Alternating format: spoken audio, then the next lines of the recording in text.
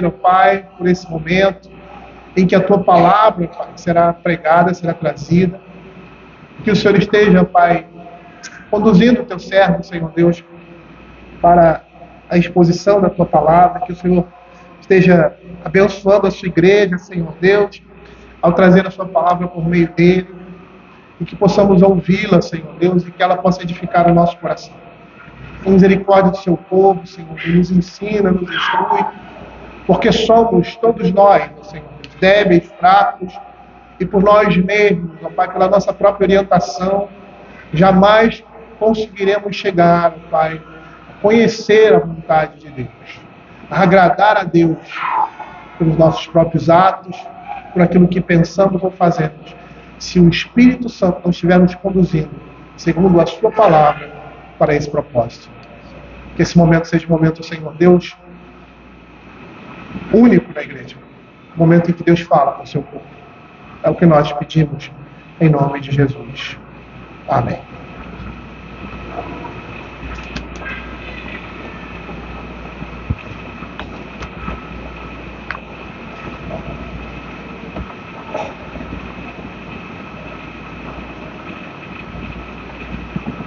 Irmãos, vamos abrir nossas Bíblias em Timóteo, primeira carta de Paulo a Timóteo.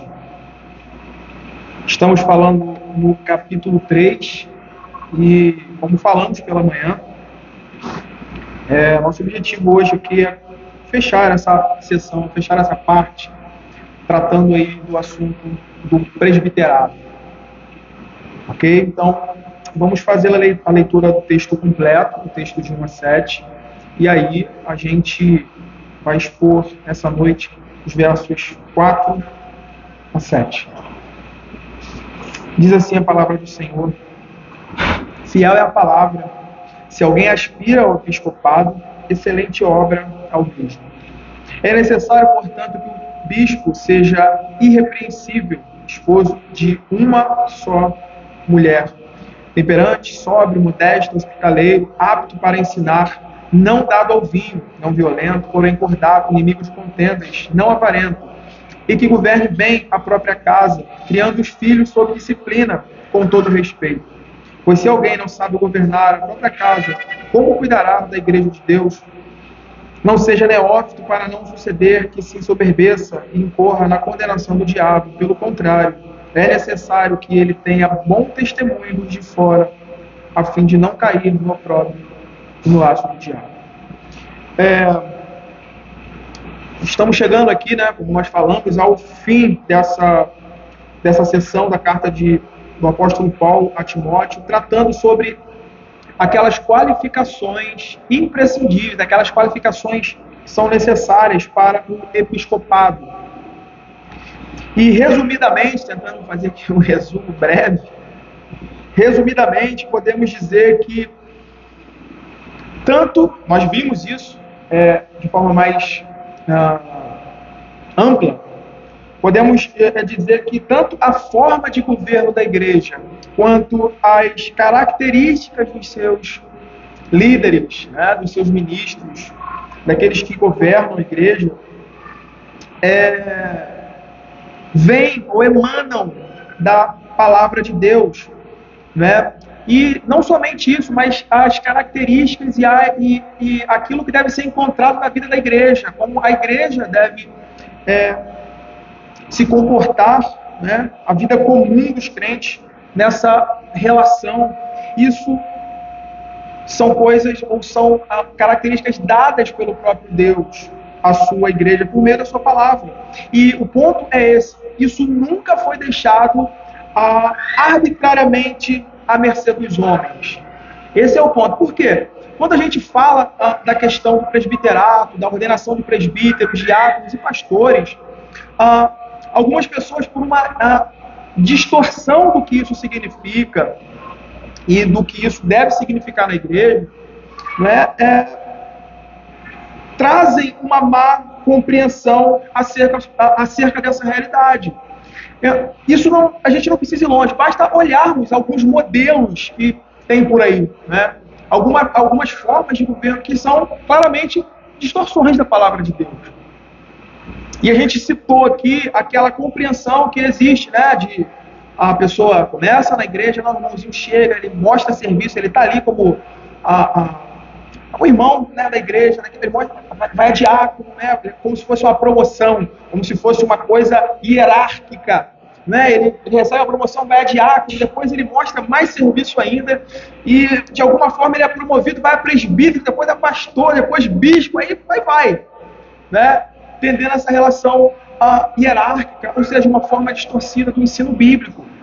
Então, por isso a importância de nós entendermos essa relação que Paulo está tratando aqui, que isso vem da vontade de Deus, do padrão que Deus estabeleceu para que a sua igreja fosse governada, dirigida, e como os fiéis devem viver nesse sistema. Isso não é dado, ou isso não é fruto da nossa imaginação. Isso não é tirado, esse modelo de governo e todas as características que nós traçamos aqui de diáconos, presbíteros regentes e docentes, nós vimos isso, né? Que isso emana da palavra.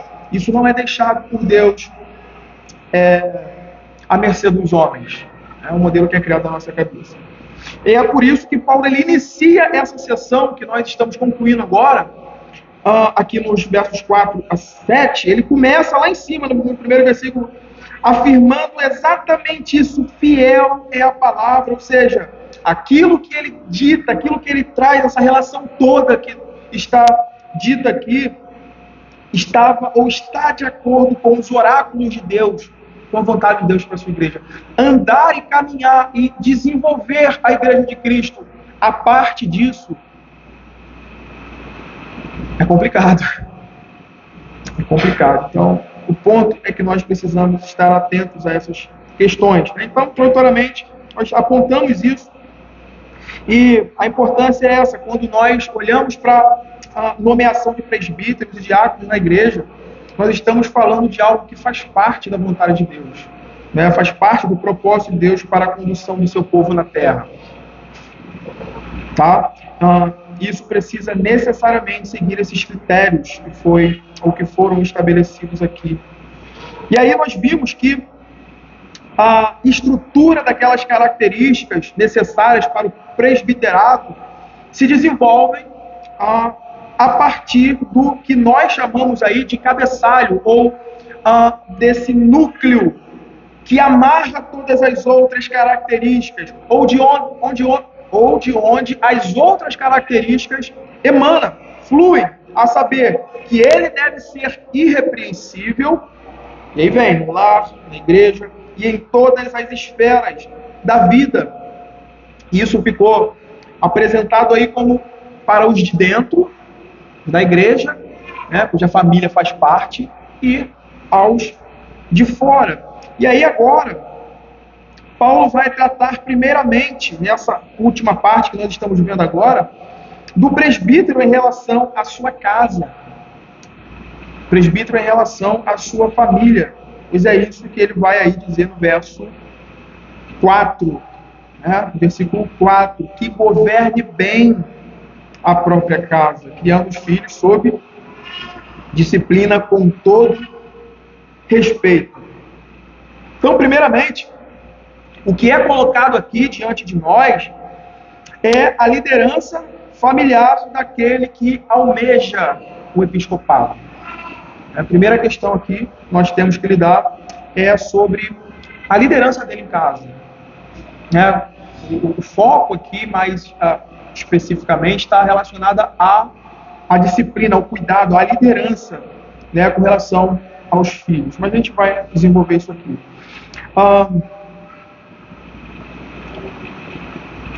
Ponto aqui que a gente precisa destacar é que, embora a fala de Paulo aqui não seja um fator restritivo ao homem solteiro, né, nós pontuamos isso aí, que possua o perfil descrito anteriormente, todavia, e que fique bem claro, todavia, Calvino ele vai dizer algo muito pertinente com relação a isso.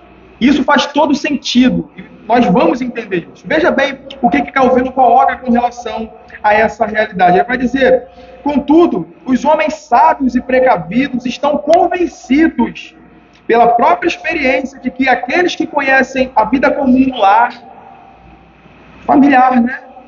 Na educação de filhos e na relação do esposo com a esposa, a vida comum no lar, e são bem práticos nos deveres que as relações familiares impõem, estão melhor preparados e adaptados para governar a vida da igreja.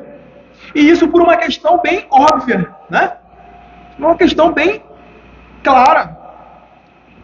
Porque a gente vai observar aqui essa relação entre governar bem a própria casa e governar e estar cuidando da igreja de Cristo. Isso fica muito claro. Aquele que está, ou aquele que tem essa liderança, que sabe cuidar, que desenvolve o ensino bíblico sobre a liderança na sua família, consequentemente, essa será uma pessoa que terá mais possibilidade de ser alguém que possa, então, assumir tal função. E o princípio aqui é bem simples. Assim como o relacionamento conjugal, ele reflete a relação entre Cristo e a igreja, da mesma forma, o relacionamento familiar deve manifestar a relação vital entre Deus e o seu povo. Entre Deus e o seu povo, ou seja, mais uma vez, a gente observar, mais uma vez o padrão referencial não está à mercê do que podemos supor do que é governar bem. Porque o ímpio acha que ele governa bem sua casa. Né? O ímpio acha que ele tem uma boa condução. Se você parar e entrevistar e conversar com uma pessoa ímpia que não conhece a Bíblia, que não conhece a Escritura, que não tem nenhum desses princípios aqui que nós estamos falando, se você questionar ele: olha, que nota você dá de 0 a 10? Ele vai falar que ele dá 20. Para a sua liderança, para como você cuida da sua família, para o pai que você é. Ele vai falar que é muito boa. Então, mais uma vez, a gente observa que a relação do que é bom e como deve ser a vida cristã, como deve ser a vida cristã do homem crente, e apertando aí o parafuso para essa realidade do episcopado, aquele que almeja o episcopado, ela deve estar de acordo com a vontade de Deus. Então, nós vemos que o referencial perfeito do governo, né, de liderança, ele emana do próprio Deus e em seu vínculo pactual com o seu povo. O modelo está aí, o padrão emana exatamente dessa relação pactual de Deus, esse vínculo pactual de Deus com o seu povo, de como Deus trata, de como Deus governa, como Deus dirige o seu povo. Isso é instrutivo para nós, isso é altamente precioso para nós observarmos toda a palavra de Deus, essa revelação toda. Ou seja, assim como Deus é um pai atento, um pai cuidadoso que administra cada aspecto da vida, da criação, mas, como Calvino fala, né, em particular, de forma peculiar e especial, os da família da aliança, tratando sobre esse criterioso cuidado, provendo-lhes não somente pão, mas proteção, amor, nutrição física, espiritual, disciplina, ensino. Deus coloca sobre os homens a responsabilidade de representá-lo em sua casa. Nessa relação familiar, assim também como está sobre os ombros dos homens a prerrogativa do governo da igreja, do governo da condução da igreja. E se você notar o argumento de Paulo no versículo 5, ele relaciona essas duas áreas. E não tem como a gente desvincular e ter sucesso em uma delas. Na verdade, ter sucesso na realidade administração do cuidado da igreja. Não tem como você desassociar isso. Não tem como. Paulo, no verso 5, ele vai relacionar família e igreja, mostrando que tanto na família quanto na igreja está sobre os ombros dos homens a prerrogativa da liderança. Liderança dessa administração segundo a vontade de Deus. Veja, verso 4 e 5, lindo nessas questões. E que governe bem a própria casa, criando os filhos sob disciplina com todo o respeito. Aí entra o pois, né, essa partícula de ligação entre a sentença que vem anteriormente, aquilo que ele está afirmando anteriormente, provando agora essa relação. Pois, se alguém não sabe governar a própria casa, como cuidará da igreja de Deus? Os termos gregos aí para governe e governar, ali no verso 4 e 5, eles significam literalmente presidir sobre, dirigir, liderar, tomar posição, assumir a frente. E indicam que é o homem a autoridade legal delegada por Deus para guiar a sua família, a sua casa, em piedade, em conhecimento, disciplina e amor obediente ao Evangelho. Em trazer a sua casa cativa, sujeita a essa autoridade que vem de Deus, nesse propósito familiar. Então isso aqui está sobre os ombros dos homens, né? Porque a gente viu lá no início, né? Aquela realidade. A gente trabalhou aqui a questão, quem não acompanhou, aquela questão do termo ali, alguém. Se alguém aspira o episcopado, o que significa? O que o desenvolvimento gramatical ali aponta? Ele está apontando a alguém homem, né? Alguém homem. A indicação ali é masculina. E aí ele vai apontar para essa realidade de governo, aquele que governa bem a sua própria casa. Ele liga essa realidade aos que podem legitimamente almejar o ministério, estar cuidando do coração do povo de Deus, cuidando das almas, das vidas compradas pelo sangue do próprio Deus, né? E a ideia aqui, irmãos, ligada ao todo do que Paulo já falou a Timóteo, é que os presbíteros, na qualidade de anciãos da igreja, eles devem ser modelos de maturidade cristã. Eles devem ser esse modelo, esse padrão para o povo de Deus. E isso não somente aqui no que concerne a nossa relação eclesiástica, a nossa relação dentro da igreja, mas isso começa em casa. Isso começa em casa. E é aí que nós podemos dizer com toda segurança que a família, dentro desse ponto que nós estamos tratando aqui, ela é esse centro da preparação que qualificará ou desqualificará um homem para o ministério.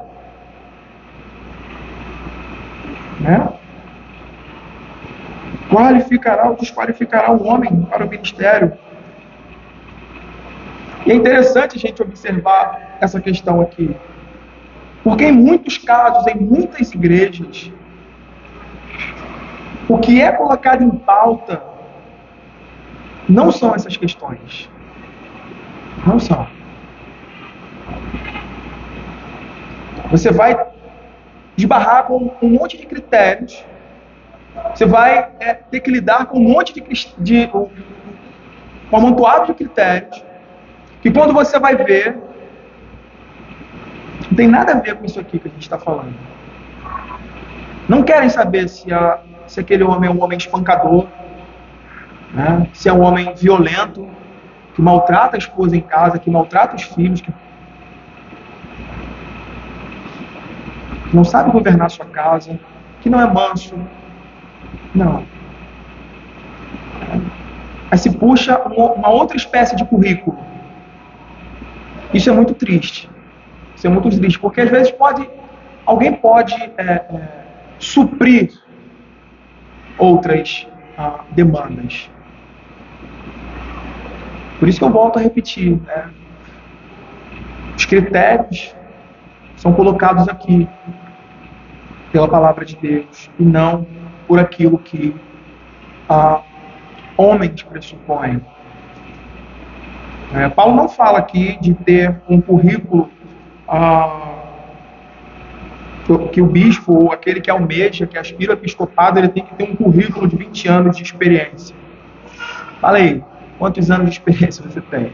Ninguém seria qualificado. Né? Fala aqui. Né? Ele diz que o homem deve governar bem a sua casa, ou seja, liderar bem a sua família. Trazer a sua família, trazer os seus filhos sob uma disciplina que reflete o caráter de Cristo na sua própria vida e na condução da sua família, na forma como Deus governa o seu próprio coração, na forma como o Evangelho guia e dirige a vida dele.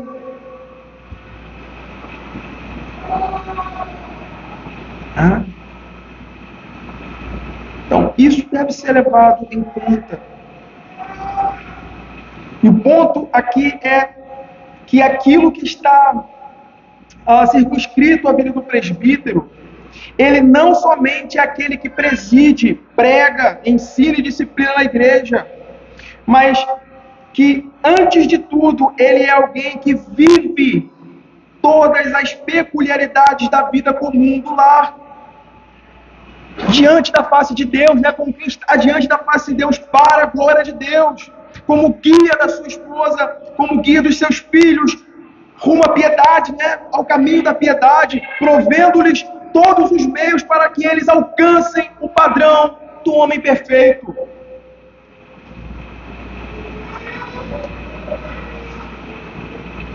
Desenvolvendo neles o caráter de Cristo, para que eles cresçam em piedade, para que eles cresçam em santificação, mortificação do pecado. Um homem que não sabe cuidar e prover a sua família desses bens, certamente não saberá como fazer isso com a igreja. Certamente não saberá. Porque essas duas coisas, elas são intimamente ligadas, de forma que se você desconecta uma da outra, você terá uma triste realidade. Uma triste realidade. Uma realidade hipócrita, que é muito prejudicial para todos os lados, né? Ou você vai ter uma realidade de escândalos, né? De levar a igreja o nome do Senhor, né? Profanar o nome do Senhor de forma vil. E aí é interessante o que Bavinck ele vai falar com relação a isso. Ele vai dizer, relacionado ao ofício dos presbíteros, a vida como um todo é importante. A vida como um todo é importante, pois ela ou castra sua pregação e inibe sua autoridade do ensino, governo, disciplina, ou ela lhe dá ainda mais substância para isso. A forma como alguém expressa que ama a Deus, que conhece o Evangelho, não é meramente, simplesmente falando. Os fariseus faziam isso muito bem. Tanto é que o próprio Senhor Jesus fala, olha, ouçam isso que eles façam, mas não copiem, não imitem eles, porque eles falam, mas a vida dele anda para outra direção, caminha por outro rumo, e o ponto do coração dele, o íntimo do coração dele não tem nenhum compromisso com a honra do que do que esse ofício exige. Nenhum compromisso.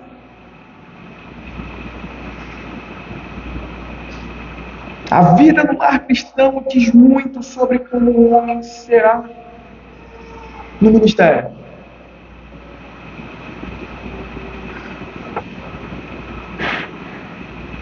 Se ele é preguiçoso, né? Se ele é aquela pessoa altamente relaxada,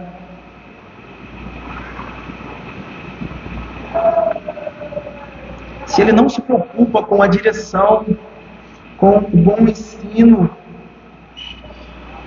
daqueles que estão sob o seu teto, sobre o seu cuidado, como se pode esperar que ele fará isso com outras pessoas? Né? Isso dirá muito sobre um homem. E é por isso que o presbítero deve ser um ancião, como foi falado aqui pela manhã, alguém maduro, né? Experimentado na vida, e que saiba o valor da honra e do dever diante de Deus e diante dos homens. Diante de Deus e diante dos homens. Que mostre coerência entre fala e vida. Para que ele não traga descrédito, vergonha sobre o santo evangelho e a igreja de Deus. Por uma vida inconsistente, por uma vida em casa.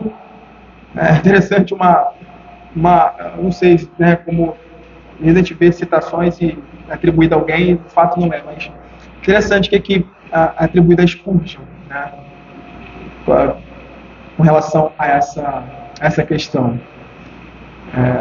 Certo comentário de sermão, ele diz que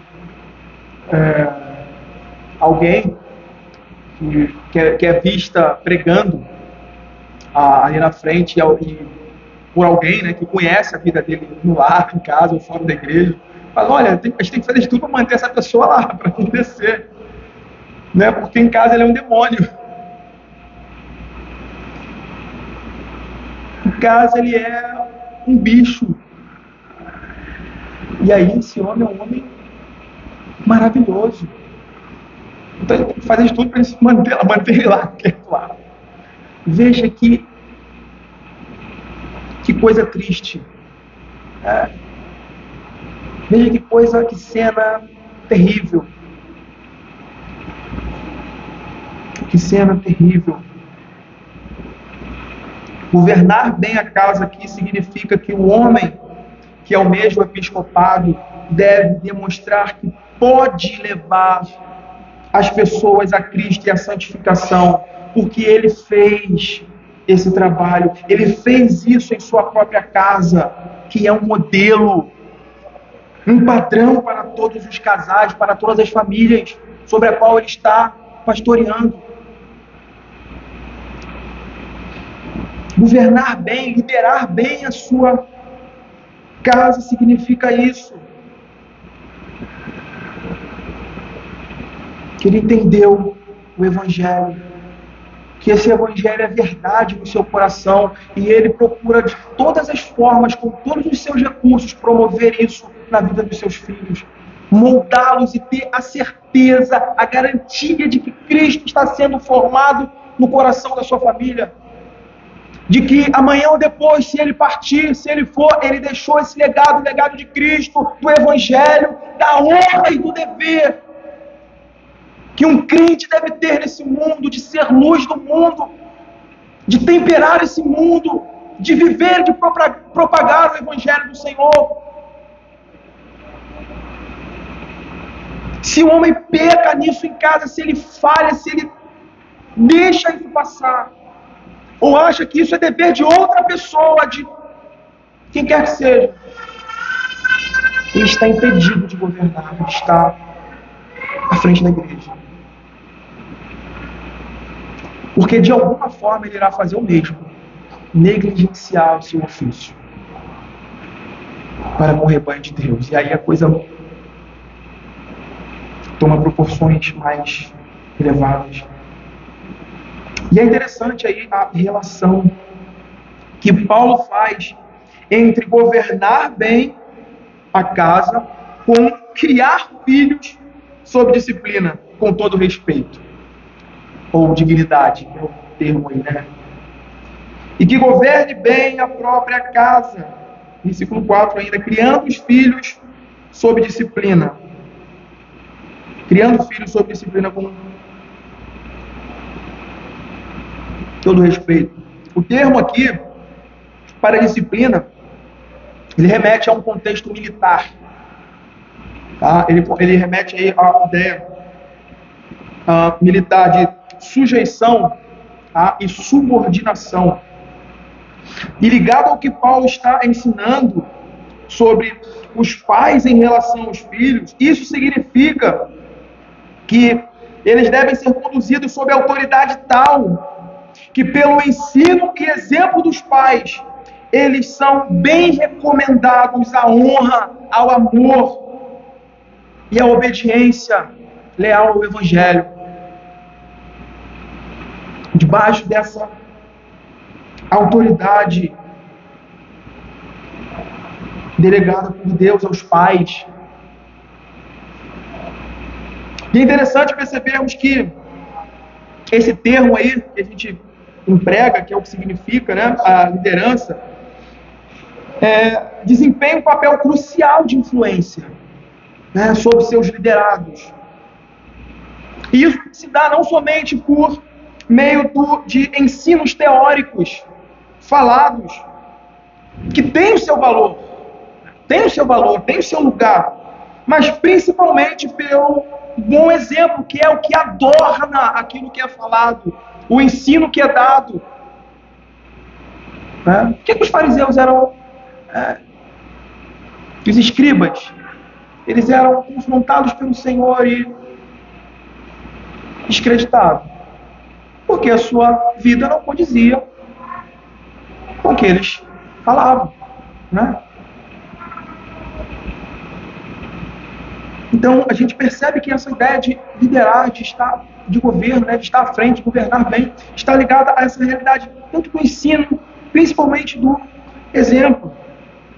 E aí, não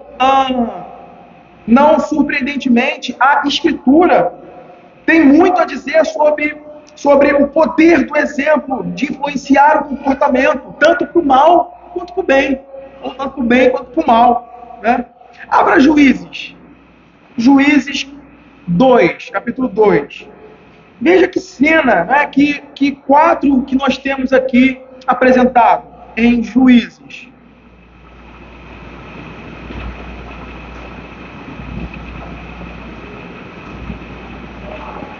É a cena, né? É o momento onde Josué morre e os anciãos também morrem. E aí vem uma outra geração. Veja isso.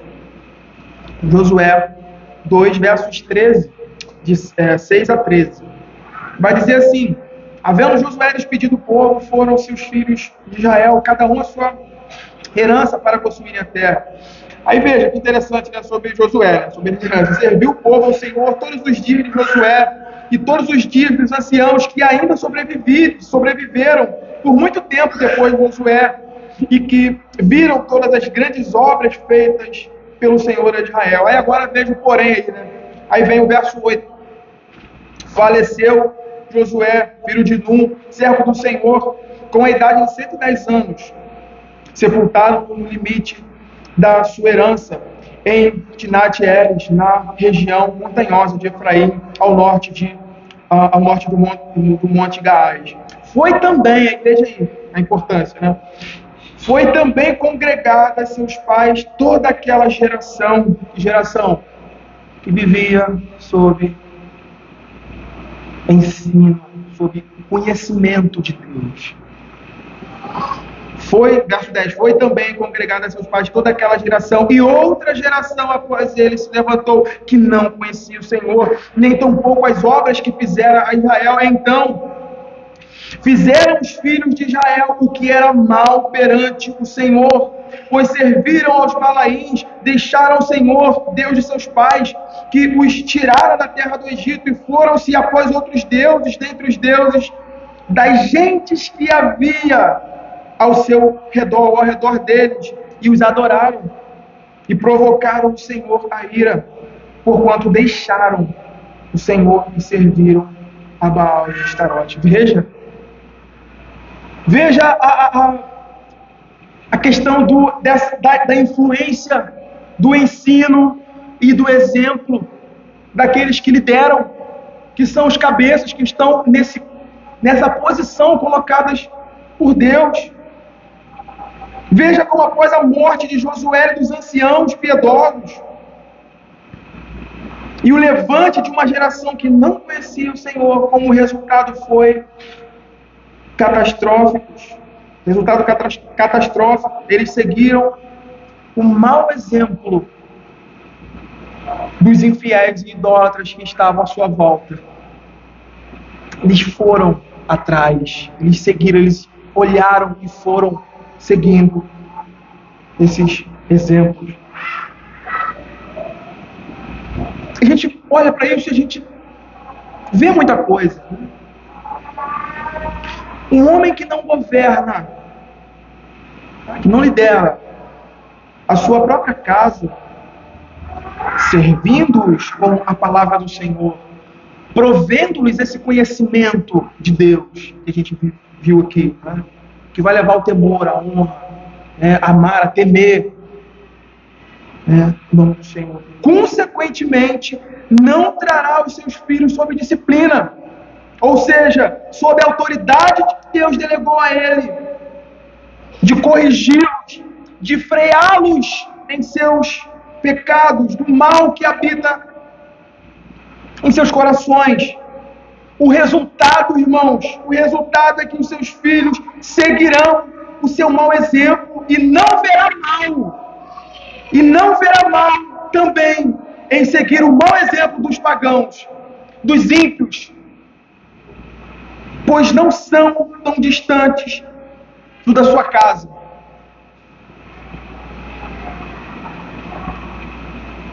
Que coisa triste. Que coisa terrível. Um homem perder essa honra de governar, de liderar a sua casa, trazer os seus filhos sob disciplina, sob a autoridade do Senhor, sob a liderança da palavra do Senhor, e deixá-lo. Que coisa terrível. Portanto, a aptidão para o ministério começa em casa, com a família, a liderança dos pais, que sob a autoridade das Escrituras devem trabalhar o coração dos seus filhos, tanto no ensino falado quanto no ensino vivido, sendo exemplo, os influenciando para obedecerem ao Evangelho e andarem de modo digno de Cristo. É exatamente essa a instrução que Paulo vai dar a Timóteo mais à frente, no capítulo 4, verso 11. Abra. Capítulo 4, verso 11. Veja mais uma vez essa relação da liderança com o ensino e o exemplo de uma vida que não somente fala, mas vive as verdades do Evangelho. Capítulo 4, verso 11 vai dizer: ordena e ensina essas coisas, ninguém despreze a tua mocidade, pelo contrário, torna-te padrão. O termo aqui é literalmente exemplo, tá? Exemplo dos fiéis. Aí vem na palavra, no procedimento, no amor, na fé, na pureza. E aí, voltando a olhar para o presbítero, né, para o ancião, para aquele que é o mesmo que está na função. O ponto aqui é exatamente esse. Se não tivermos uma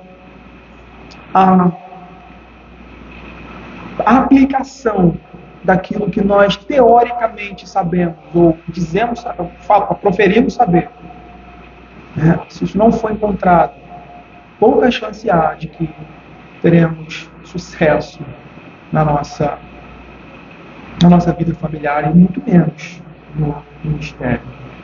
E aí eu acho muito interessante o comentário de William Hendricks sobre isso.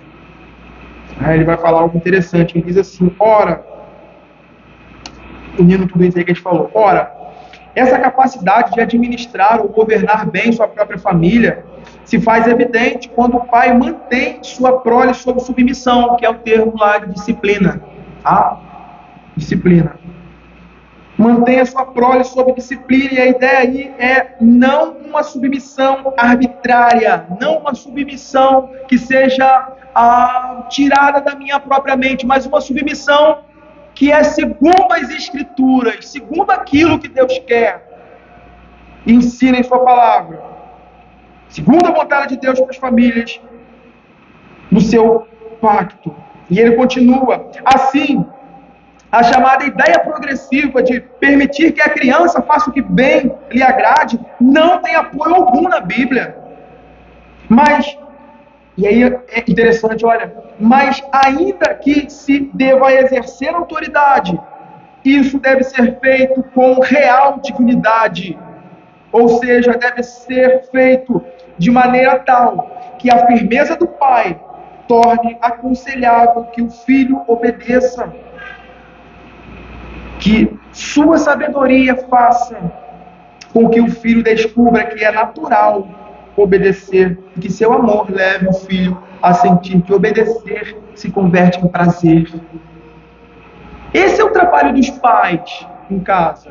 O marido, claro, exercendo esse papel de estar à frente, governando, liderando, dando à sua esposa esse entendimento, os meios para que isso possa ser desenvolvido na sua casa. Isso é muito precioso para nós. Ainda que com firmeza, mas com toda dignidade, com todo o respeito, que é o ponto que nós vamos ver. Irmãos, esse é o propósito de Deus para nós como seus filhos. Por isso nós falamos no início dessa relação. Isso reflete o cuidado de Deus com o seu povo, essa relação pactual de Deus com o seu povo. Esse é o propósito de Deus para os seus filhos, nos conduzir sob a autoridade de sua palavra a uma vida de obediência e lealdade ao seu evangelho, aos seus mandamentos.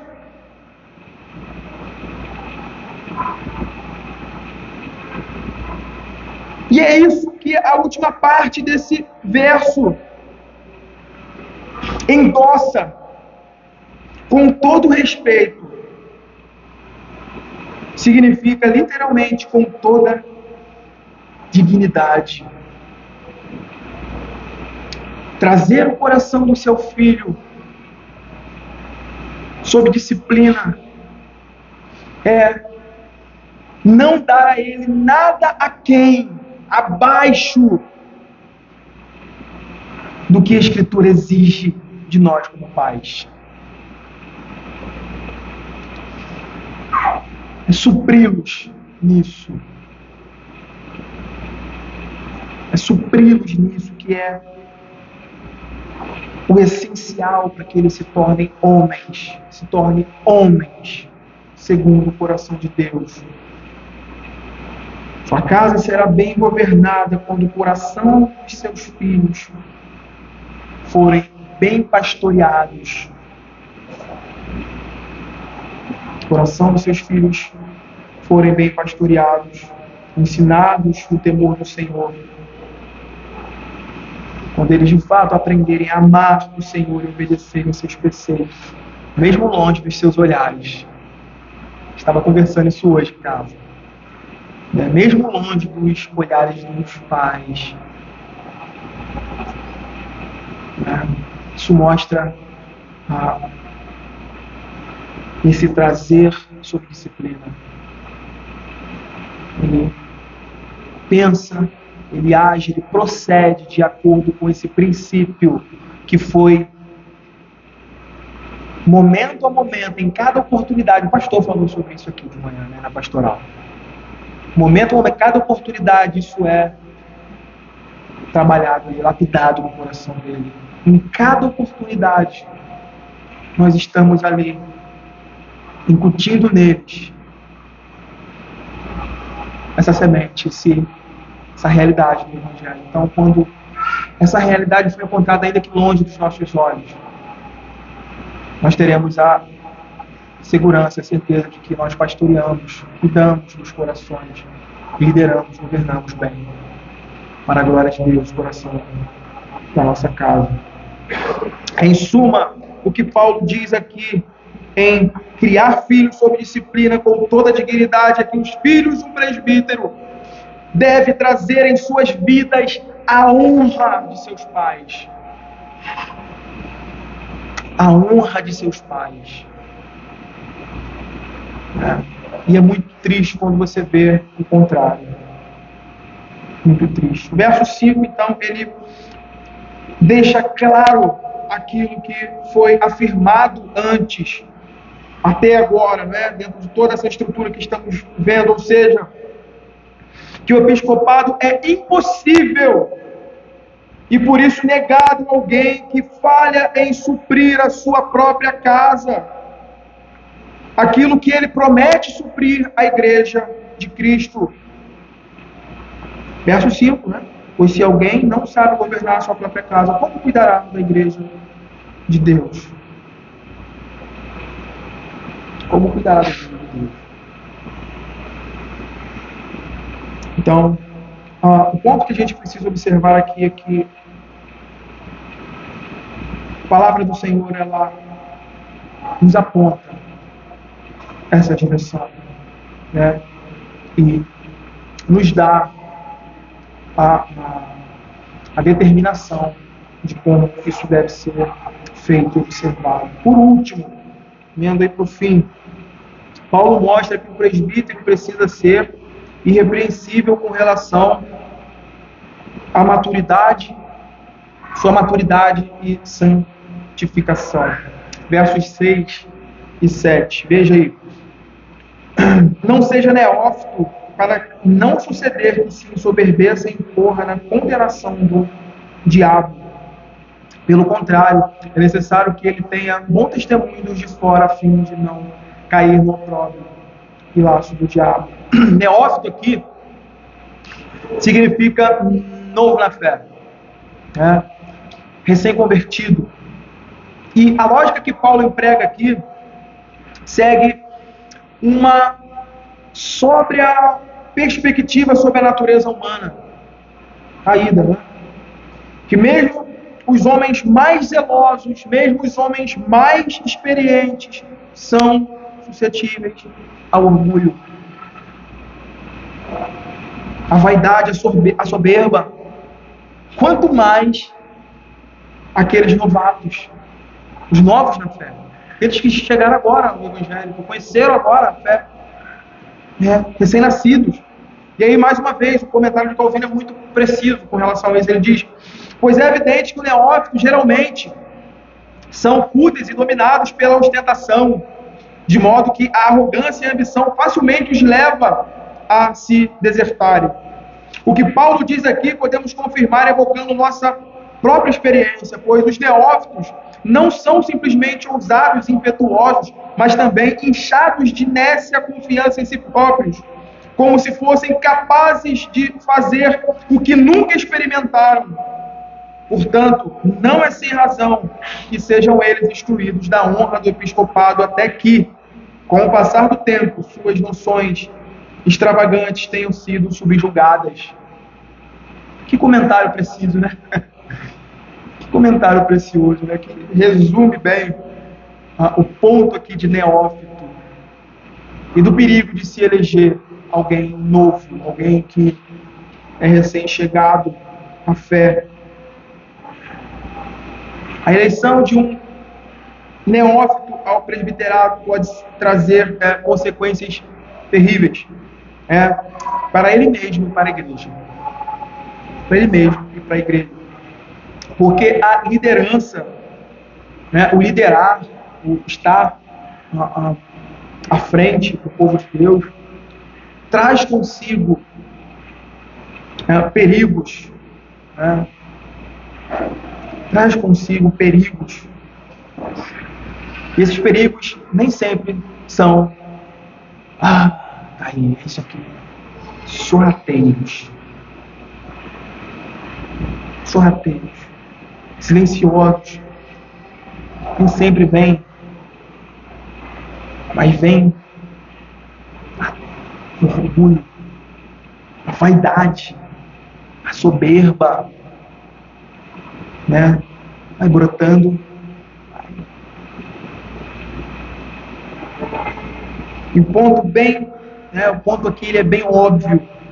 Uma pessoa nova em idade, nova na fé, as duas coisas estão ligadas, dificilmente irá resistir a essa tentação, a tentação da vaidade, que geralmente acompanha essa posição de liderança.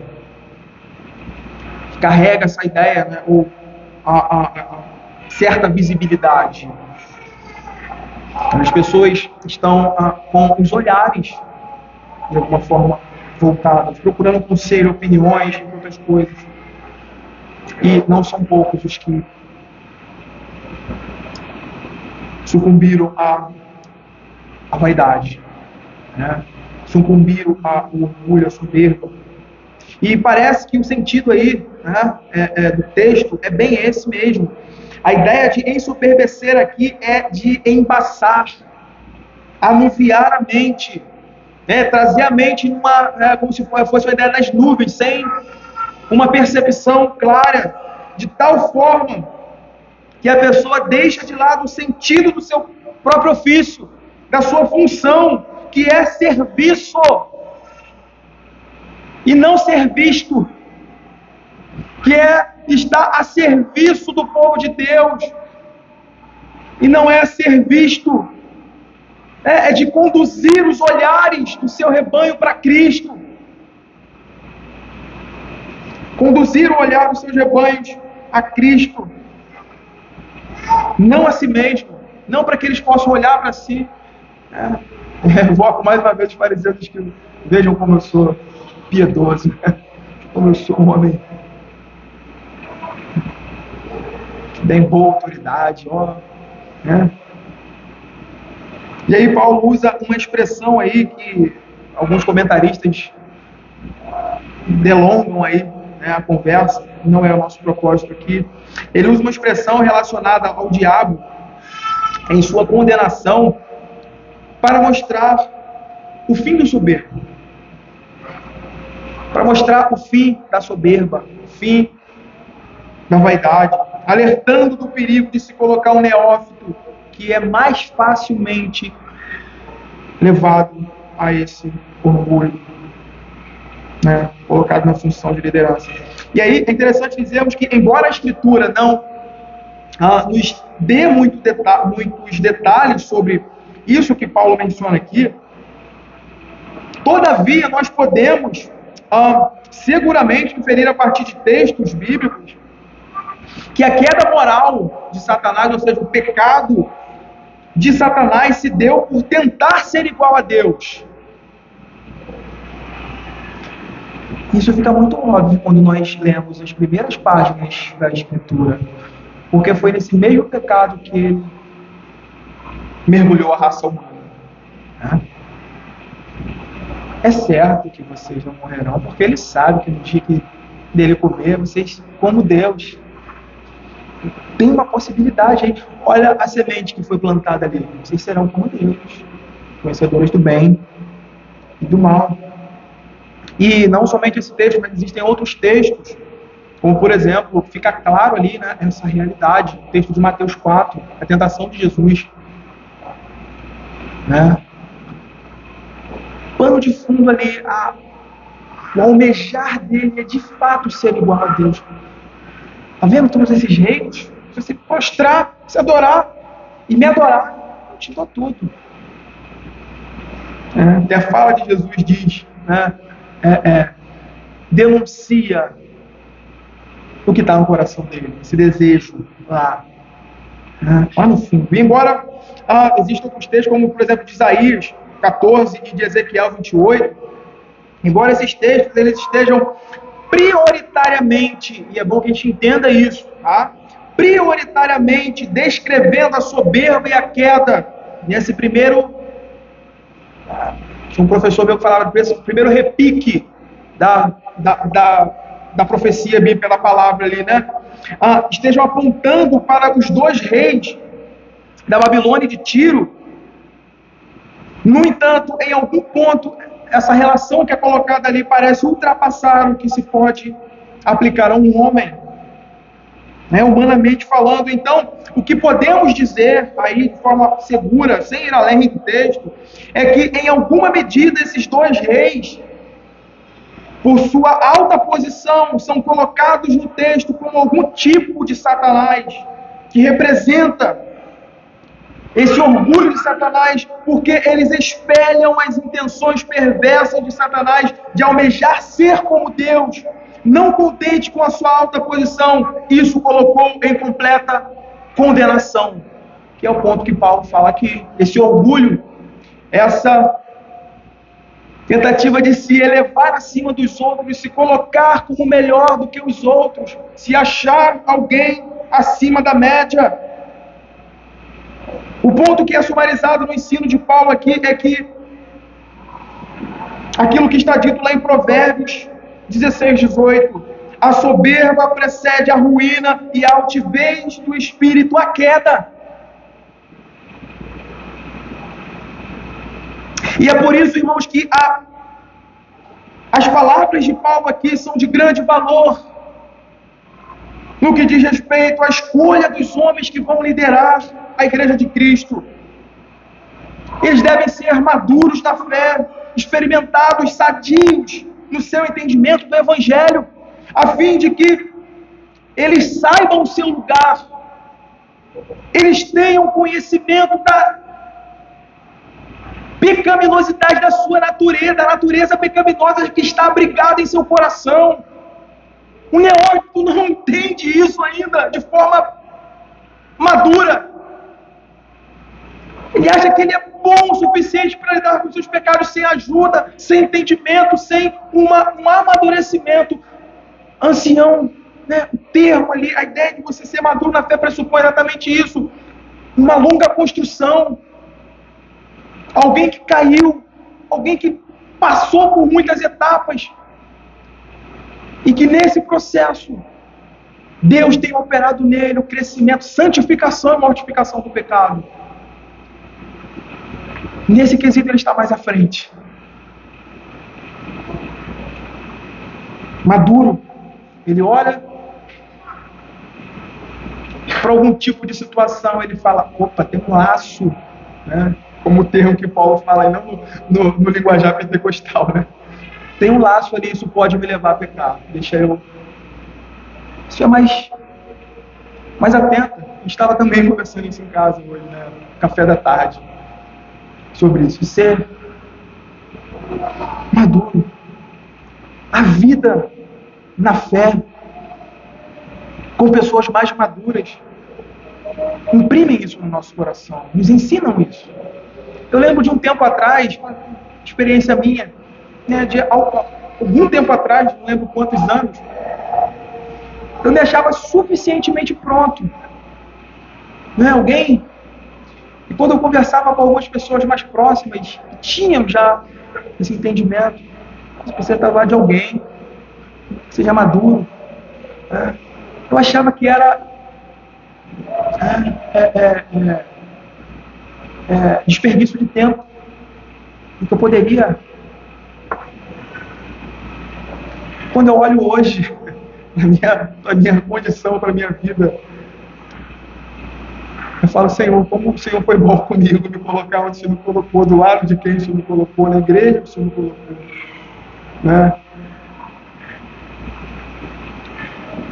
Isso é muito importante, essa relação, né? Não neófito, não novo convertido, para que a igreja possa ser bem guiada, né? O homem de Deus, ele tem que conhecer o seu lugar, né? O seu lugar.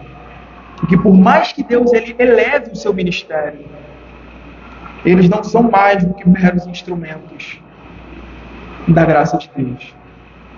São mais do que instrumentos. E Paulo conclui essa parte aí dizendo, pelo contrário, é necessário que ele tenha bom testemunho do de fora, a fim de não cair no próprio de laço do diabo. A ideia aqui é justamente essa. Pelo contrário, aqui sugere exatamente o oposto de neófito, ou seja, alguém que tenha construído um histórico de boa conduta na fé, bom testemunho do de fora. E aí, irmãos, eu concluo aqui com a fala de Calvino. Tá? Com a fala de Calvino. Ele vai dizer o seguinte: parece muito difícil imaginar que um crente piedoso deva ter como testemunha de sua integridade a incrédulos que estão mais solícitos em forjar mentiras contra ele. O apóstolo, porém, quer dizer que no que concerne o comportamento externo, mesmo os incrédulos devem esforçar-se por reconhecer que ele, o bispo, é uma boa pessoa, pois ainda que sem causa caluniem todos os filhos de Deus, todavia não podem afirmar que alguém seja perverso quando na verdade leva uma vida boa e inofensiva na presença de todos. Essa é a sorte de reconhecimento, de retidão que Paulo está aqui se referindo. Então, o ponto aqui da instrução de Paulo, eu sei que eu me delonguei um pouco, mas concluindo, o ponto aqui sobre a instrução de Paulo, ele traz responsabilidades, como nós falamos pela manhã, mas também a igreja é colocada diante de um grande privilégio. Um grande privilégio. E eu termino essa parte falando sobre o ofício dos presbíteros, chamando sua atenção para o privilégio que Cristo deu à sua igreja. Não somente de ser pastoreada por homens fiéis, mas de participar disso, tanto em orações como na escolha, na eleição de homens segundo o coração de Deus, segundo a determinação do Senhor, para conduzirem suas almas no caminho da eternidade. É um grande privilégio. E eu novamente cito aqui aquilo que eu citei em 2 ou 3 sermões atrás, de um comentarista. Ele fala: o que parece, Deus quer usar a sua congregação. É uma grande honra para a congregação e um grande presente do Espírito Santo à Igreja de Cristo. O Espírito Santo não deixa essas pessoas, a igreja, passiva. Pelo contrário, é muito ativa. A deliberação humana no conselho e na igreja pode ser usada para a realização do chamado, que é um chamado de Deus, que é confirmado no coração do homem pela igreja verdadeira de Deus nesse mundo. O Senhor nos abençoe nisso, em todos os nossos processos. Deus nos abençoe. Oremos. Pai Santo, te louvamos e te agradecemos pela tua palavra, pela instrução vinda da tua parte. Que a tua igreja, Deus, que a tua igreja olhe para tudo isso com olhos espirituais. Que a tua igreja tenha discernimento sobre todas essas coisas para a sua glória. Fica com a tua igreja, com o teu povo na face da terra, Senhor, oramos, gratos em nome de Deus Jesus. Amém.